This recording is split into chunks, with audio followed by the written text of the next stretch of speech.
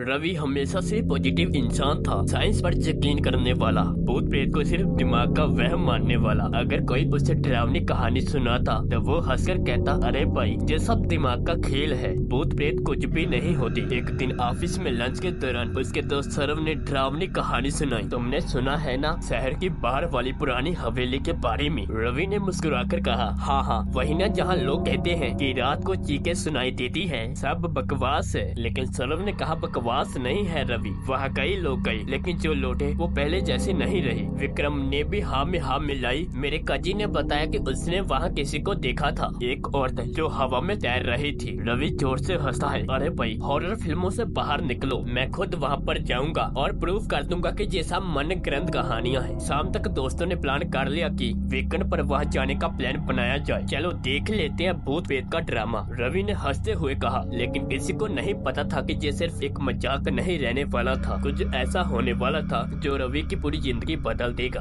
Weekend आ चुका था। रवि, सौरभ, अजय और विक्रम रात के 11 बजे अपनी गाड़ी में हवेली की ओर निकले। रास्ता घने जंगलों के बीच से गुजरता था, दूर दूर तक कोई आबादी नहीं थी। सन्नाटा इतना गहरा था कि गाड़ी के इंजन की आवाज भी अजीब लग रही थी। रवि अब भी मजाक कर रहा था, भाई सच में डर लग रहा है, उसने हंसते हुए पूछा। सौरभ ने बिना मुस्कुराए हुए कहा, बस एक बार हवेली पहुंचने दो फिर देखना। कुछ ही देर में उनकी गाड़ी हवेली के बाहर थी। चारों तरफ वीरानगी थी, हवेली टूटी फूटी थी, दीवारों पर काई जमी हुई थी और उसके ऊपर चारे लटके हुए थे। जैसे उन्होंने हवेली का जंगल का दरवाजा खोला, एक अजीब सी ठंडी हवा अंदर से बाहर आई। ऐसा लगा जैसे हवेली के अंदर का माहौल बाहरी दुनिया से अलग था। विक्रम ने हल्के डरते हुए कहा, भाई मुझे ठीक नहीं लग रहा, कहीं सच में कुछ हुआ तो? रवि ने उसका मजाक उड़ाते हुए कहा, अभी भी वही बातें, कुछ नहीं होगा, चलो अंदर। जैसे उन्होंने अंदर कदम रखा, फर्श पर उनके जूतों की आवाज गूंजने लगी। चारों ओर चाले और धूल भरी पुरानी चीजें। हवेली के अंदर एक अजीब सी गंध थी, जैसे कोई चीज सालों से सड़ रही हो। वो धीरे धीरे एक बड़े हॉल की तरफ बढ़े, जहाँ एक पुराना झूला पड़ा था। झूला जंग खाया हुआ था, उसकी रस्सियां कमजोर हो चुकी थी। अचानक झूला हल्का सा हिला, हवा से हिला होगा, रवि ने तुरंत कह दिया, लेकिन वह हवा का नाम और निशान नहीं था। अजय ने धीमी आवाज में कहा, अरे भाई ये जगह अजीब लग रही है, चलो वापस चलते हैं। लेकिन रवि अब भी नहीं माना। उसने एक पुराने आईने की तरफ इशारा किया और कहा, चलो इस आईने में देखते हैं, शायद कोई भूत दिख जाए। उन्होंने जैसे आईने में देखा,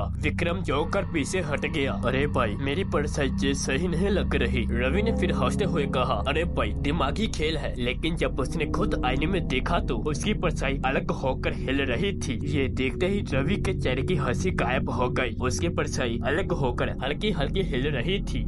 ये क्या मजाक है? उसने खुद को समझाने की कोशिश की, लेकिन उसका गला सूख चुका था। सौरभ और विक्रम ने भी जब आईने में देखा तो उनके चेहरे सफेद पड़ गए, परछाइयां एक दूसरे से अलग हो रही थी और धीरे धीरे आकार बदल रही थी। वो इंसानी शक्ल से किसी और ही भयानक चीज में बदल रही थी। अजय ने घबरा कर कहा, भाई ये जगह सही नहीं है, हमें अभी निकलना चाहिए। लेकिन जैसे वो मुड़े, दरवाजा अपने आप धड़ाम से बंद हो गया। एक अजीब सी सरसराहट हवेली में गूंज उठी, जैसे कोई फुसफुसा रहा हो। रवि ने जोर से कहा, कौन है वहाँ? लेकिन कोई जवाब नहीं आया। लेकिन चूल्हा धीरे धीरे और तेज हिलने लगा। तभी चूल्हे के पीछे से एक हल्की हंसी सुनाई दी। कोई लड़की हंस रही थी, लेकिन वहाँ कोई नहीं था। विक्रम ने धीरे से पूछा, तुम लोगों ने सुना? सभी ने एक दूसरे की तरफ देखा, उनकी दिल की धड़कनें तेज हो गई। हंसी धीरे धीरे तेज होती गई, जैसे कोई उनके बेहद पास आकर हंस रहा हो, लेकिन नजर नहीं आ रहा था। अचानक आईने में कुछ हलचल हुई। रवि ने कांपते हुए दोबारा आईने की तरफ देखा। आईने में एक चेहरा था, वो किसी औरत का था, लेकिन उसकी आंखें काली थी, होंठ हल्के से खुले हुए थे और उसकी गर्दन तिरछी मुड़ी हुई थी, जैसे उसे किसी ने जोर से घुमा दिया हो। और फिर वो चेहरा मुस्कुराया। रवि के पैरों थले से जमीन खिसक गई। वो तेजी से पीछे हटा और उसकी टॉर्च से नीचे गिर गई। पूरी हवेली एकदम अंधेरे में डूब गई।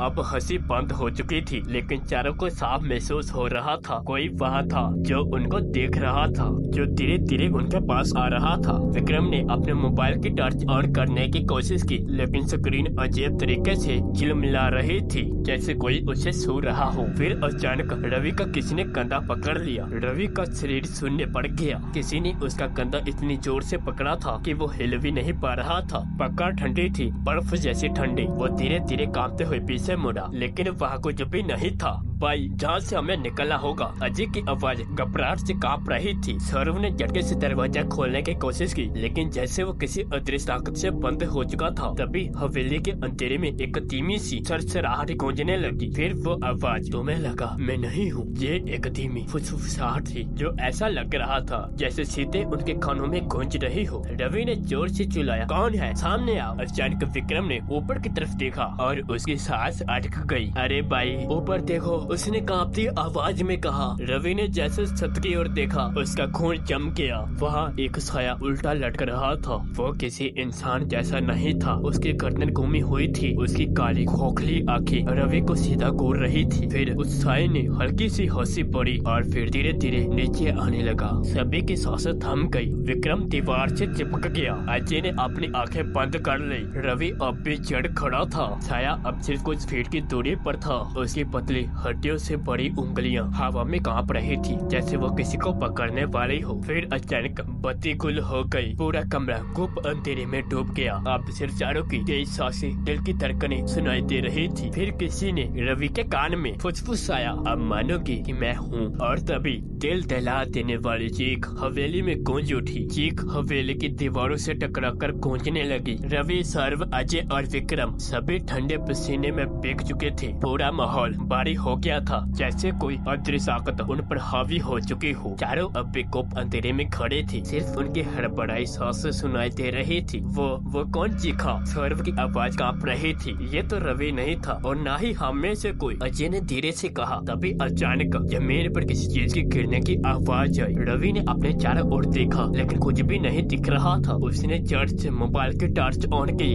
लेकिन मोबाइल स्क्रीन पर कोई हाथों के निशान उभर रहे थे, जैसे कोई उसे छू रहा हो। टॉर्च की रोशनी जैसे ही सामने पर एक काली परछाई तेजी से झटकी और सीढ़ियों की तरफ भागी। क्या कोई था? विक्रम ने लड़खड़ाते हुए पूछा। रवि ने अब तक खुद को मजबूत बनाए रखा था, लेकिन उसके शरीर में भी डर समाने लगा था। उसने हिम्मत जुटाकर कहा, चलो देखते हैं कौन है ये सब करने वाला। अजय ने तुरंत उसका हाथ पकड़ लिया। पागल हो गया है, हमें जहाँ से भागना चाहिए। लेकिन रवि ने उसकी नहीं सुनी और सीढ़ियों की तरफ बढ़ा। बाकी दोस्त हिचकिचाते हुए उसके पीछे हो लिए। जैसे वो सीढ़ियों की तरफ पहुँचे, उन्हें लगा कि कोई ऊपर की मंजिल पर चल रहा था। धीमी घिसकती हुई चाल। रवि ने धीरे से ऊपर झाँका। वहाँ कोई खड़ा था, एक साया जो दीवार से चिपका हुआ था। और फिर वो तेजी से उनकी ओर भागा। अचानक रवि को कुछ महसूस हुआ कि किसी ने उसके पैर पकड़ लिए हैं। उसके पैरों में ठंडी उंगलियां कस गई और ऐसा लगा जैसे कोई उसे नीचे की ओर खींच रहा हो। उसने घबरा कर नीचे देखा। नीचे जमीन पर अध खुला दरवाजा था, जो पहले वहाँ नहीं था, और उसमें से चोरी सफेद बुझी हुई आंखें उसे देख रही थी। रवि ने जोर से चिल्लाकर अपने पैर छुड़ाने की कोशिश की, लेकिन पकड़ इतनी मजबूत थी कि वो हिल भी नहीं पा रहा था। सौरभ और अजय ने चपट कर उसे खींचने की कोशिश की, लेकिन वो भी चौंक गए। वो दरवाजा धीरे धीरे खुल रहा था,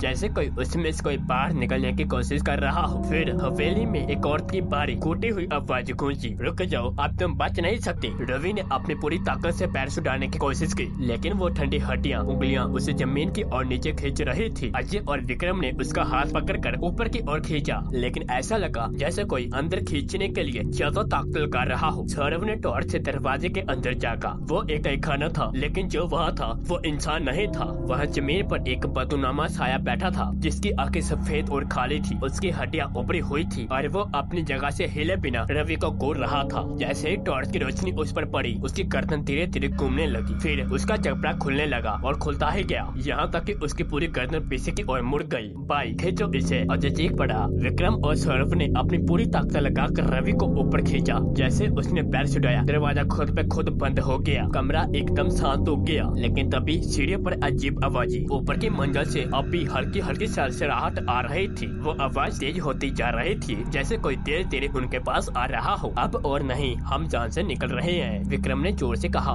विक्रम की आवाज हवेली की दीवारों से टकराकर गूंज उठी, लेकिन जवाब में सिर्फ सन्नाटा मिला, भयानक भारी सन्नाटा। सभी ने दरवाजे की तरफ दौड़ लगाई, लेकिन दरवाजा बंद था। उन्होंने दरवाजा खोलने की पूरी कोशिश की, लेकिन दरवाजा जैसे पत्थर बन चुका था। तभी छत से टप टप पानी की बूंदें गिरने लगी। विक्रम ने टॉर्च ऊपर घुमाई और सबकी सांसें रुक गई। छत पर उल्टा लटकता वो भयानक चेहरा उन्हें घूर रहा था। उसके मुंह से काले धुएं की लकीरें निकल रही थी। उसकी सफेद बुझी हुई आंखें धीरे धीरे लाल हो रही थी। वो धीरे धीरे अपना हाथ उनकी ओर बढ़ा रहा था। अब तुम में से कोई नहीं बचेगा, एक टूटी हुई भयानक आवाज गूंजी। रवि कांपते हुए पीछे पीछे हटा, लेकिन तभी जमीन पर पड़ा हुआ आईना खुद पे खुद खींचकर उनके पास आ गया। उसमें उसने झांका और उसके होश उड़ गए। आईने में उसका प्रतिबिंब हंस रहा था, जबकि वो खुद रोने जैसा था। हमें बचाओ, अजय चीख पड़ा। अचानक दरवाजा जोर से खुल गया। बाहर तेज आंधी चल रही थी। बिना सोचे समझे चारों जान बचाकर बाहर भागे। जैसे उन्होंने हवेली के बाहर कदम रखा, दरवाजा पीछे से धड़ाम से बंद हो गया। तीनों दोस्तों ने हाफते हुए रवि की तरफ देखा, लेकिन रवि नहीं था। रवि कहाँ गया? विक्रम हड़बड़ाया। तभी हवेली के अंदर से एक हल्की हंसी सुनाई थी। सौरभ ने झटके से पीछे देखा। आईने में अब भी रवि खड़ा था, लेकिन वो कोई और बन चुका था। उसकी आंखें काली थी और ऊपर एक डरावनी मुस्कान थी, और वो धीरे धीरे आईने के अंदर गुम हो रहा था। फिर हवेली शांत हो गई। रवि कभी वापस नहीं आया और हवेली की खिड़की से आज भी कोई झांकता है। अगर वीडियो अच्छी लगी तो लाइक कीजिए और ऐसी और भी वीडियो देखने के लिए चैनल को सब्सक्राइब जरूर कीजिए।